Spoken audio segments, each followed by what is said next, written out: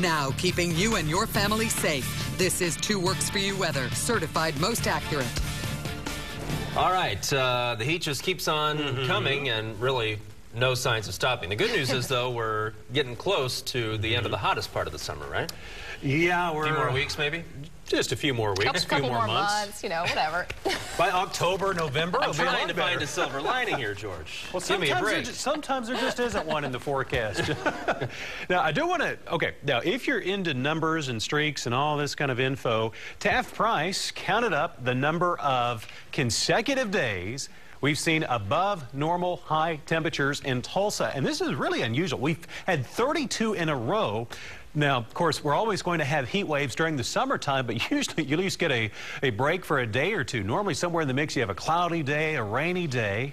We've now had 32 straight days, and that number is probably going to keep going up for the rest of the week and possibly much longer. Your numbers for the rest of today, 95 at noon, and we'll be pushing 100 degrees by 3 p.m., nearing 102 by 5. And also, the weather today is running very humid. The dew point temperature is around 70 degrees, and the higher this number, especially when it's really hot, the worse it feels out. 92 the temperature, 98 is the heat index. There is a breeze, a south wind at 12 miles an hour as we take a live look near I-44 and Harvard in the Midtown area. Temperatures around the rest of Green Country were mostly in the 90s. The last few days, temperatures have been generally warmer to the north. That's where the ground soil has been drier up in the parts of Kansas. 95 right now, Coffeyville, 95 into Bartlesville, 91 Grove, 94 in Pryor. It's hot everywhere. Bristow, 95 degrees, and 90 in McAllister. South wind across Green Country. The wind this afternoon will be a touch stronger, but not that much different from what it is now. The wind will be 10 to 15 miles an hour for this afternoon.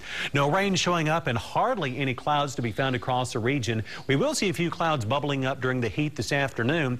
This is another interesting feature that we're watching. You've probably been hearing us talk about the summertime high pressure, which has been controlling our weather.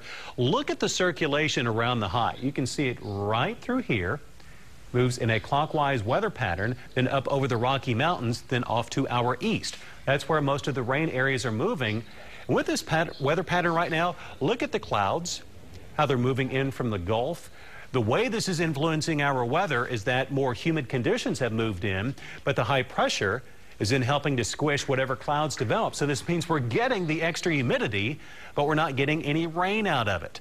The futurecast for this afternoon, the rather uneventful. Now notice it does show a few small areas of green. I would interpret this as less than a 5% chance of rain. This computer model really likes rain. Unfortunately, we're not going to see that much rain developing across the area. Quiet weather conditions tonight, warm. We'll see temperatures near 80 in the morning in Tulsa, and we'll do it again tomorrow. Partly cloudy skies, rain chances too slim to mention, and temperatures back over 100. Forecasting 102 for Tulsa today, south wind of 10 to 15 miles an hour.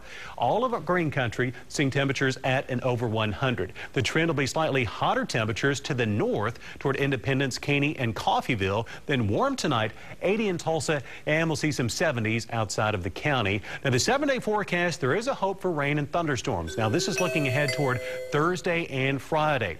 A weak weather system will move on by, but it should be strong enough where it's going to try and nudge under the high pressure area, and it's going to try to trigger off a few showers and thunderstorms. So Thursday and Friday look like the best bets for rain this week. So we don't have to wait a few weeks for the silver lining. It's coming on Thursday and Friday. There's always a silver lining. It's what we always say, Justin. Thanks, George.